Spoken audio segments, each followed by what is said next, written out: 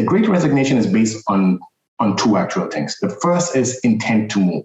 And that number is at peak levels. More people are contemplating changing their job than they ever have before. Now, most of them will not. So the number of people who've been contemplating changing their jobs was always high. It was always around 45 to 50%.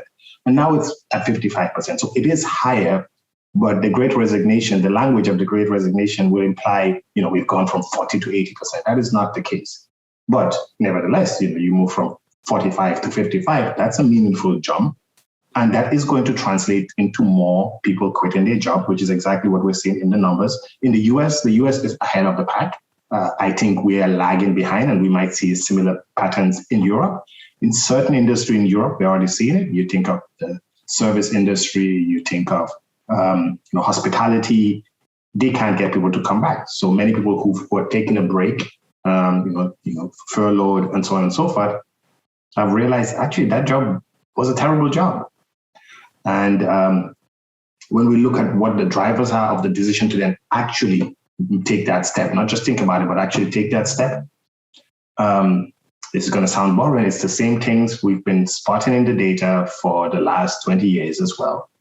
It's, does my manager or somebody at work care about me as a person? Do I have opportunities to learn and grow? Does somebody care about my development? Pay also obviously comes up. People do change jobs for pay, but actually engagement seems to be a much stronger driver.